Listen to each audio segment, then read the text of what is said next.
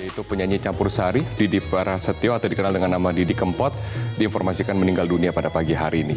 Mas Didi Kempot, sugeng tindak, semoga engkau diterima di sisi Tuhan dan diampuni dosa-dosa semasa hidupnya. Kabar duka kembali menyelimuti industri musik tanah air. Selasa 5 Mei 2020, seniman sekaligus penyanyi campur sari Didi Kempot kembali ke pangkuan yang maha kuasa akibat serangan jantung. Sontak, kabar tersebut langsung menggegerkan publik. Sebab Didi Kempot tak diketahui memiliki riwayat penyakit serius. Apalagi saat ini namanya tengah melambung karena lagu-lagu yang dinyanyikannya banyak digemari oleh orang-orang. Berkat lagu-lagunya tersebut, Didi Kempot memiliki julukan The Good Father of Broken Heart. Jargon Sobat Ambyar pun juga melekat pada penyanyi gondrong satu ini. Pemirsa, untuk mengenang Didi Kempot, berikut Hailuk Farel telah merangkum beberapa fakta terkait sepak terjang Didi Kempot. Pertama, terlahir dari darah keturunan seniman. Didi Kempot lahir pada 31 Desember 1966 dengan nama asli Dionisius Prasetyo. Darah seniman nampaknya diturunkan dari kedua orang tuanya. Sang ayah, Ranto Edi Gudel, merupakan seorang pemain ketoprak, penyanyi, dan penulis lagu campur sari. Dan ibunya, Umiyati Siti Nurjanah, adalah seorang penyanyi tradisional. Penyanyi yang identik dengan rambut ikal gondrong ini sempat menjadi seorang pengamen jalanan di Jakarta sebelum memasuki dapur rekaman. Saat menjadi pengamen, Didi memiliki grup bernama Kempot yang merupakan singkatan dari kelompok penyanyi trotoar. Dari sinilah awal mula nama panggung Didi Kempot terbentuk.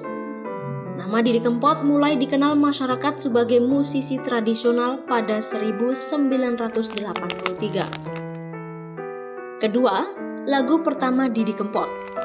Lagu pertama Didi Kempot kala itu adalah lagu Cidro pada tahun 1989, ciptaan dari mendiang dari adik komedian Mamik Prakoso, yang bahkan terkenal hingga ke Eropa. Lagu ini menceritakan kisah tentang seorang yang patah hati. Namun beberapa sumber mengatakan bahwa lagu Cidro adalah gubahan Didi Kempot sendiri yang berasal dari pengalaman pribadinya. Kala itu lagu Cidro tidak populer di Indonesia.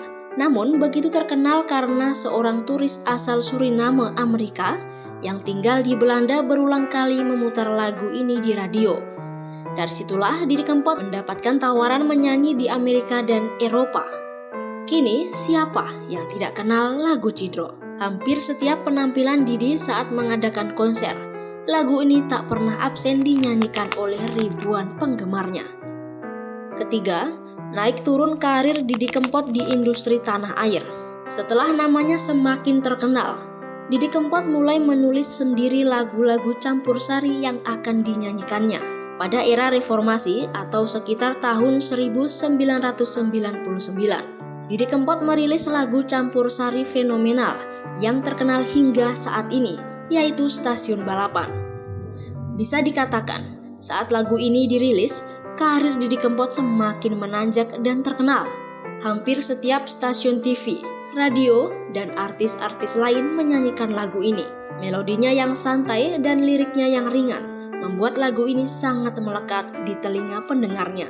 Beberapa lagu Didi Kempot yang kemudian semakin populer adalah Cucak Rowo, Cintaku Sekonyong-konyong Koder, dan Sewu Kuto, yang bahkan hingga kini masih banyak dinikmati oleh pecinta musik. Sempat sepi di pemberitaan dan jarang terekspos media, Didi Kempot kembali menggebrak musik tanah air dengan merilis lagu Suketeki pada tahun 2016 yang menceritakan tentang korban janji dari kekasih yang mengkhianati. Salah satu lagu patah hati milik pria berjuluk The Good Father of Broken Heart itu mengisahkan rasa kecewa berat seseorang karena janjinya diingkari. Sontak lagu tersebut dianggap mewakili perasaan penggemarnya yang sedang patah hati. Sejak saat itulah, nama Didi Kempot semakin melambung di belantika musik tanah air. Patah hati nasional. Julukan itu diraih Didi Kempot karena kepiawaiannya membawa pendengar larut dalam emosi ketika mendengar lantunan suara merdunya. Keempat, The Good Father of Broken Heart.